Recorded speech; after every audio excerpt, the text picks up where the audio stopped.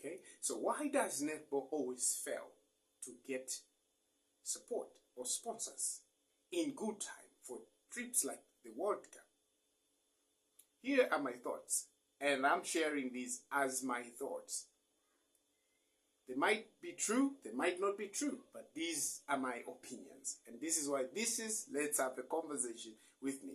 Number one reason why I feel Netball Zambia fails to get or to secure a fund. Number one, poor branding. Top of the list, poor branding. Netball is played everywhere in Zambia. In schools, in communities, you mention it. Netball is played everywhere. If anything, it is almost like the second largest sport. But guess what? This sport, we have failed terribly to market it and to structure it from the ground up. We have structures that are looking at elite sporting academies. We have structures that are looking at elite teams, but we do not have structures to totally design a frame, or we don't have a design framework. Yes, that's what I wanted to say. We don't have a design framework for how we will go out to market this sport and build a reputation for ourselves. That's one. So when it comes, equally, when I'm talking about branding, we're looking at where do netball events hold. For the majority of times, I've been involved in netball as a sport from as far back as 2008. I was in secondary school then, and now I'm way older than that. But here is the catch. Most of the games that are being played at club level are where? In camps, military camps. And what do those have in common? They're not generally open to the public. Yes, even if it's you. Imagine you're just a regular citizen, and then we tell you, oh, okay, the games are going to be in such a barrack. What is the first thought that comes to mind? Am I supposed to go there and watch? Do you know the security that is there? So people will always stay away. Even if the security might not be that tough or that difficult, but people will generally stay away. Why? Because, of course, we have respect for our military personnel. You don't expect us to be walking into barracks as if it's the backyard at our home.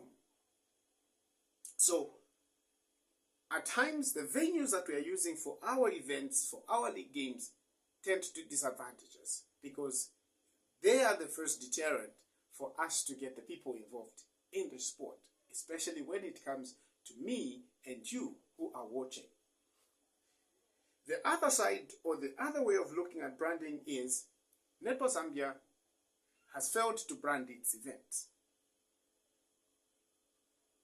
Even when they do, it's so much at a very, very minimum. It's the bare minimum that is done. And it is done only to the structures that they are already working with. So it's not, the association is not trying to bring on board new people. Instead, we are more content about returning the old ones. And so what that ends up doing is the new ones can't come in because, they're not aware. If so, they'll probably get the information on the last day and, all those jargons.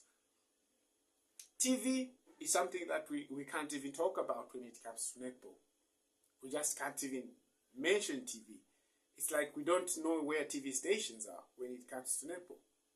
So it's really tough because in a world where everything is digitalized and companies or institutions are looking to build a brand name for themselves, that is something that we must be totally looking at. How do we leverage these opportunities that come in bits or in form of branding opportunities for companies, institutions? I hope that makes sense. So in other words, MTN took advantage of the Fuzz League. Today, the Fuzz League is being called the MTN Fuzz Super League. Okay, why? Simply because MTN is advertising their product. It's a product that they can advertise there, and they are looking at MTN is continually supporting football because of the followership that it has created over the years. But what is it that netball has done over the years? It leaves to be desired. And so branding, we have totally failed. We've totally failed in that area, like 200%. The second thing that people that are willing to give us money will look into as a basis for them partnering or financing an association, and very vital, is accountability.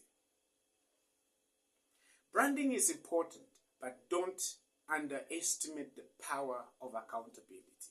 I know several institutions or associations that have lost funding because they failed to be accountable for it.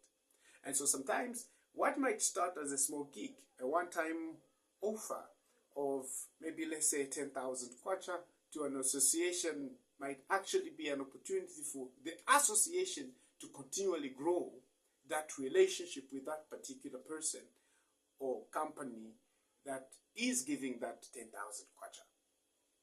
How? Provided we are accountable for it to the latter, and we show intent that we are willing to be accountable for it. Now, whether this has been done in the past or not leaves much to be desired. We don't know, and I don't know really, but I feel this is something that we can improve, and this is something that we can work on to ensure that we have a sustainable funding for the sport of netball. And what normally amazes me is that we are in a world that believes in empowering women, and especially women in sport. And yet, the number one women's sport in the world, netball, is getting little to no attention, either from anyone, anywhere. Then the question becomes, are we really walking the talk, or maybe we are just saying things for the sake of saying them? So it's important that we begin to examine this. Otherwise, I was very taken aback and I was baffled when I heard that Zambia was disqualified from the tournament simply because you had to do last-minute visas. Who does that?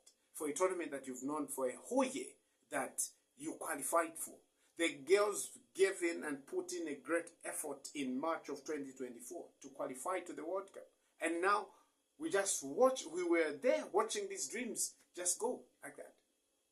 It was sad, it was hard, it was harsh. I don't know what words I can use, but that should never have to happen to any one of our teams. Maybe we should have read from the under-19 games that were happening down in South Africa some few months ago when they traveled by bus. We should have been able to read between the lines to say, you know what, maybe probably this is something that we are not going to be able to do. Because it's not okay. It's not okay. And I think